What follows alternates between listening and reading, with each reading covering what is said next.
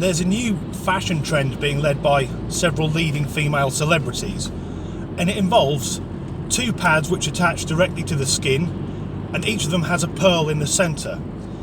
And what ladies do is they put these on their breasts so that when they then put a shirt on, it looks like their nipples are erect.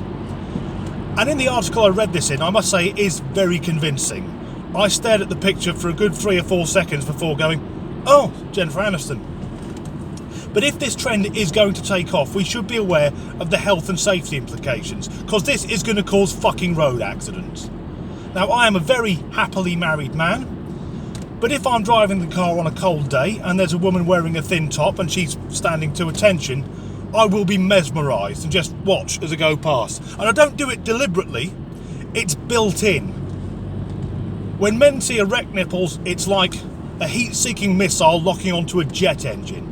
And what's odd is that after years of angry women's groups banging on about men objectifying women, now women are doing it to themselves.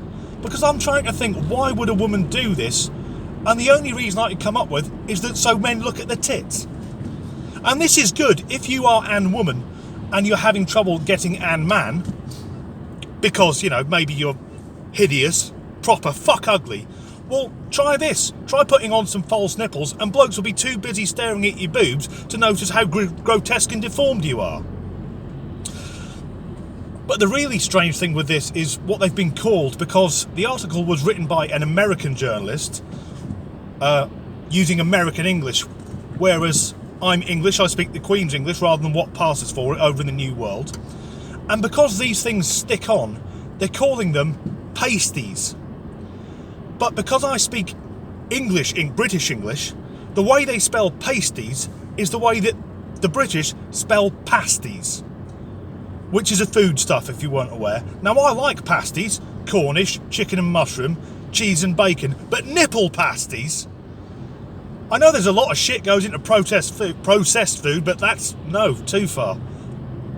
But this isn't even the weirdest thing which women can buy now, because women can also buy underwear, knickers, which are padded at the front to give the impression that they've got camel toe.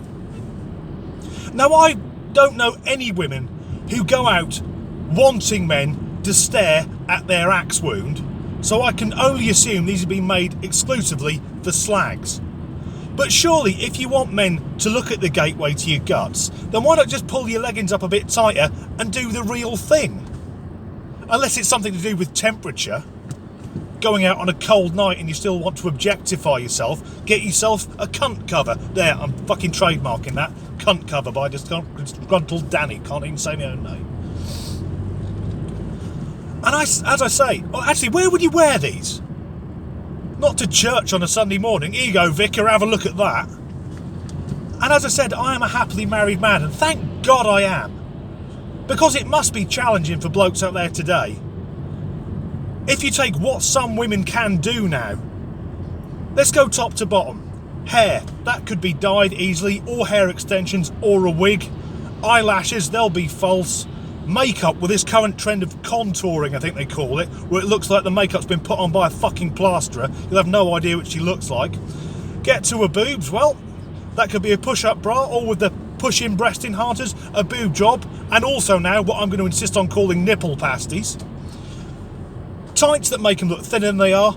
Knickers now to give them a false box.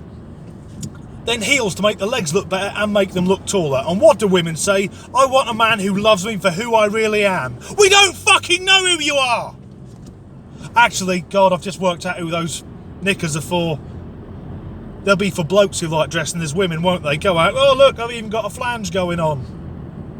I'd like to once again thank my good friend Charlie from the Bad Soul Buskers for providing me the links to these stories.